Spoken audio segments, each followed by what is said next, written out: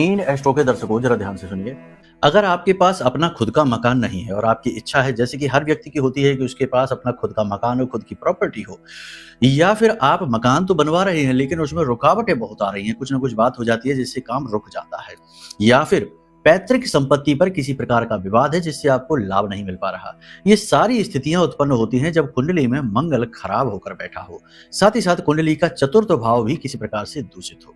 यहीं से आपको भूमि, भवन और वाहन के सुख प्राप्त होते हैं, पैतृक संपत्ति के सुख प्राप्त होते हैं। तो यदि आपकी कुंडली में दोष है तो उसका निवारण करना बहुत अनिवार्य है। फिलहाल हम आपको एक उपाय बताते हैं, इसे आप करके देखिए, इसके लाभ आपको आश्चर्य में डाल देंगे।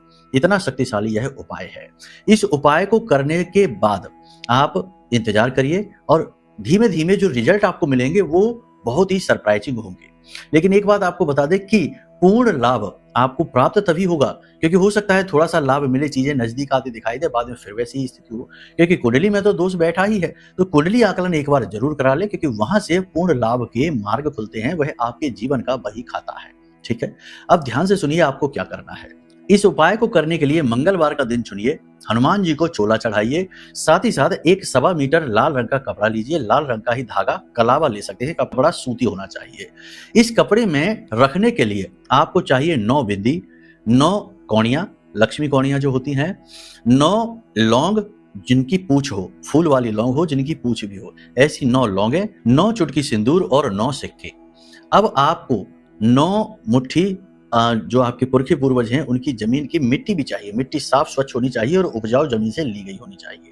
अब इन सामग्रियों को मिलाकर कपड़े में डालकर पोटली बना लीजिए, हनुमान जी के चरणों में रखिए, हनुमान जी के बाएं पैर का सिंदूर इस पोटली पर लगाइए, हनुमान जी को चोला चढ़ाइए, पूरे भाव के साथ हनुमान जी की सेवा करिए, फिर वहीं पर बैठकर हनुमान चालीसा और बजरंग बाण का पाठ करिए, कम से कम 11 बार हनुमान चालीसा का पाठ करिए, फिर बजरंग बाण का पाठ करिए और हनुमान जी से निवेदन करिए कि हे प्रभु, हमसे जो भी जाने अनजाने में भूल चूक त्रुटियां हुई हैं या जो भी दोष प्रारब्धवश हमारी कुंडली में जीवन में आ गए हैं, उन सबको मिटाइए, हम आपकी शरणागत हैं।